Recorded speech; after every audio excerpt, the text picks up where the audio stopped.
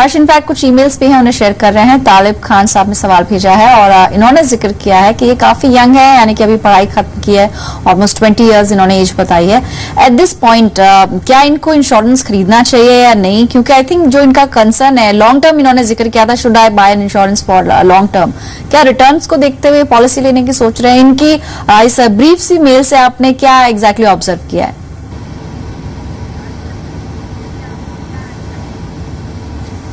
खैर मेल है इसलिए बात नहीं कर पा रहे हैं। दो चीजें हैं कि अगर आप पर कोई निर्धारित नहीं है, आपकी जो आप आय कमाते हैं उस पर अगर कोई निर्धारित नहीं है तो लाइफ इंश्योरेंस की नीड ही नहीं है।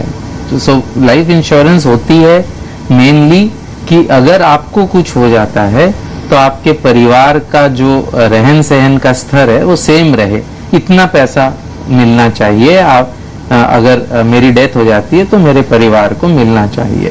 तो ये इस पर्पस के लिए मेनली इंश्योरेंस होता है। अगर अगर आप में कोई डिपेंडेंट ही नहीं है तो लाइफ इंश्योरेंस लेने का कोई बहुत ज्यादा औचित्य नहीं है। सेकंड, इंश्योरेंस और इन्वेस्टमेंट मिक्स करना वो मतलब ऐसा है कि न अच्छी इंश्योरेंस मिलती है और न अच्छा इन्वेस्टमेंट मिलता है। ये हमने कई बार इस प्रोग्राम के जरिए कई बार बातें ये बताई है। तो अगर इन्वेस्टमेंट करना है उसको सेपरेट करिए। इंश्योरेंस के लिए टर्म इंश्योरेंस लीजिए, ऑनलाइन लीजिए अगर जरूरी है तो। इन्वेस्टमेंट्स करने हैं तो आप, और अगर टैक्स सेविंग के लिए करने हैं तो आप ELSS का स्कीम्स ले सकते हैं। अगर रिस्क नहीं लेना चाहते तो आप प्रोविडेंट फंड में डाल सकते हैं, या थोड़ा पैसा प्रोविडेंट फंड में डालिए, थोड़ा ELSS में डालिए, तो आपकी टैक्स सेविंग भी होगी और अच्छे रिटर्न भी लॉन्ग टर्म में आपको मिलेंगे। जी, लेकिन जो इनकी क्यूरियोसिटी है उसको देखते हैं, इनफैक्ट ये एक मैसेज बाकी दर्शकों के लिए भी है कि जब से हम आमतौर पर LIC की पॉलिसीज काफी पॉपुलर होती हैं, in terms of the return उस पर आप क्या कमेंट करेंगे हर्ष?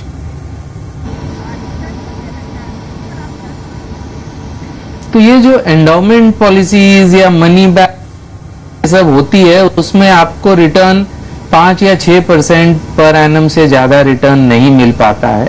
तो वो आपके इन्वेस्टमेंट गोल्स को मीट करने के लिए एक बहुत ही गलत इंस्ट्रूमेंट है। बिल्कुल भी इन्वेस्टमेंट के लिए आप इंश्योरेंस पॉलिसीज में इन्वेस्ट ना करें।